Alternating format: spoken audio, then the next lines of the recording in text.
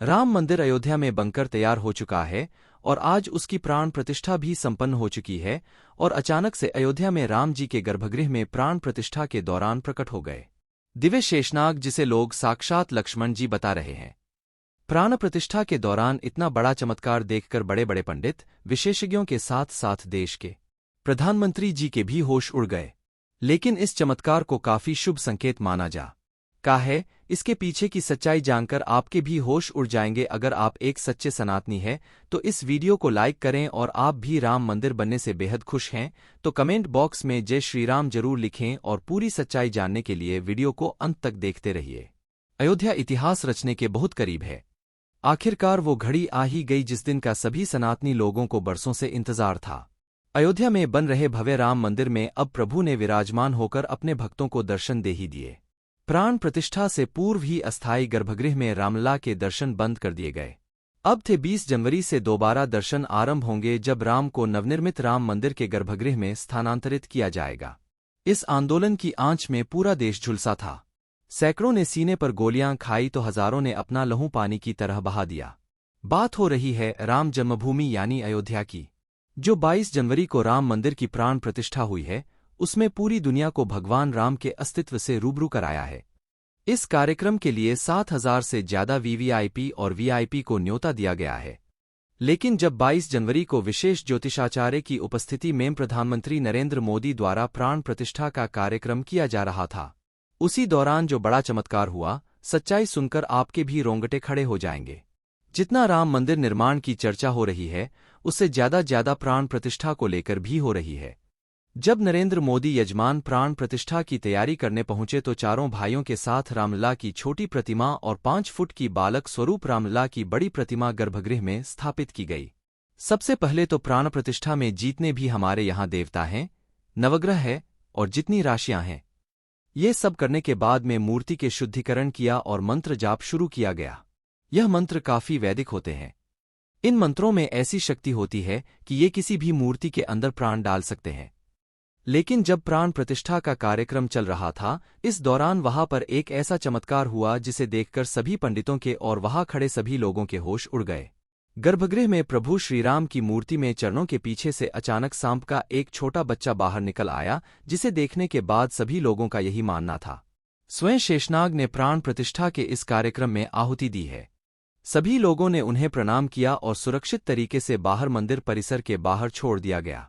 लेकिन सबके मन यही सवाल था, गर्भगृह बहुत सुरक्षित है, चारों तरफ अंदर किसी जीव जंतु के आने की कोई संभावना नहीं है, तो सांप को छोटा सा सांप का बच्चा मूर्ति के पैरों में आखिर कहाँ से आया था?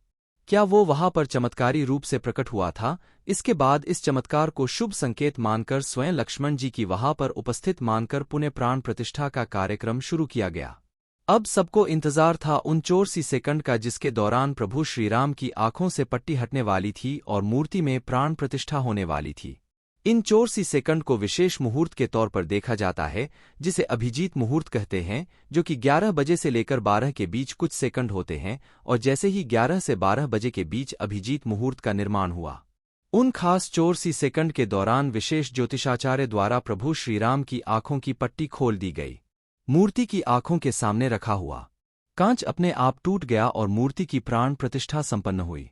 मतलब कहा जाए कि प्राण प्रतिष्ठा अर्थात पत्थर की मूर्ति को जीवंत करना है। चाहे पत्थर की मूर्ति हो, चाहे धातु की मूर्ति हो, चाहे लकड़ी की मूर्ति हो, जो भी मूर्ति होती है, प्राण प्रतिष्ठित होने पर ही वह पूजनीय होती है। यदि प्राण प्रतिष्ठा नहीं है तो जैसे दुकान में पंडित की हुई मूर्ति वही है, तो इसीलिए उसकी विधि विधान से प्राण प्रतिष्ठा की व्यवस्था है। जो शक्तियां परमात्मा में होती है, उन मंत्रों के द्वारा उन सारी शक्तियों को उस प्रतिमा में स्थापित किया जाता है, जिससे लोग दर्शन करने के बाद और लाभ उठाते हैं और उन जिन जिन भावनाओं के साथ उनका दर्शन करते हैं, उनका कल्याण होता है। अब सवाल उठता है कि अगर प्राण प्रतिष्ठा के दिन आम जनता राम मंदिर के दर्शन नहीं कर सकती है, तो उनके लिए मंदिर के द्वार खुलेंगे?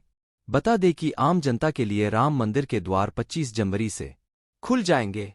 हालांकि मंदिर के दर्शन के लिए लोगों को पहचान संबंधित अपने दस्तावेज लेकर जाने होंगे। इन दस्तावेजों की लिस्ट में आधार कार्ड को पहले नंबर पर रखा गया है।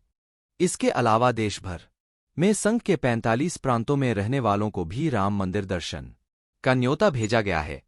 इसके तहत रोजाना 25,000 लोग 45 दिन तक रामलला के दर्शन करेंगे, जिनके ठहरने और खाने पीने की व्यवस्था राम मंदिर ट्रस्ट की ओर से की जाएगी।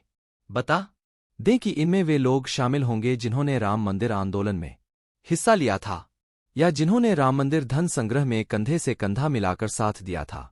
अब हम आपको अयोध्या में बने इस राम मंदिर की कुछ ऐसी हैरान करने वाली विशेषताएं बताएंगे जिसके बारे में आपको भी नहीं पता होगा, और अगर आप एक सच्चे राम भक्त हैं तो वीडियो के साथ अंत तक जरूर बन रहे। मंदिर का निर्माण प्राचीन भारत की नागर शैली में किया गया है। इस मंदिर की ऊंचाई कुतुब मीनार की लगभग 70%। अयोध्या में भव्य राम मंदिर भारतीय पारंपरिक विरासत का एक सुविचारित, वैज्ञानिक रूप से क्रियान्वित और अद्भुत नमूना है। अयोध्या में लगभग 3 एकड़ भूमि पर बना यह मंदिर 161 फीट ऊंचा, 235 फीट चौड़ा है और इसकी कुल लंबाई 360 फीट है।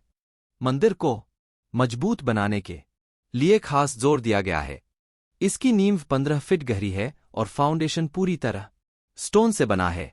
मंदिर में लोहे या स्टील का इस्तेमाल नहीं किया गया है, जिस कारण यह मंदिर 1000 सालों से भी ज्यादा समय तक सुरक्षित रहेगा। मंदिर का निर्माण इस तरह से किया गया है कि रिक्टर स्केल पर 7 की तीव्रता का भूकंप भी इसका कुछ नहीं बिगाड़ पाएगा। राम मंदिर में कुल 46 दरवाजे लगेंगे। इनमें से 42 पर 7 किलो सोने की परत चढ़ाई है। सीवियों के पास 4 दरवाजे लगे हैं जिन पर सोने की परत नहीं होगी। मंदिर के दरवाजों को महाराष्ट्र की सागौन की लकड़ी से बनाया गया है। इन पर हैदराबाद के कारीगरों ने नक्काशी का काम किया है। मंदिर में रामनवमी के दिन भगवान राम का अभिषेक सूर्य की किरणों से होगा।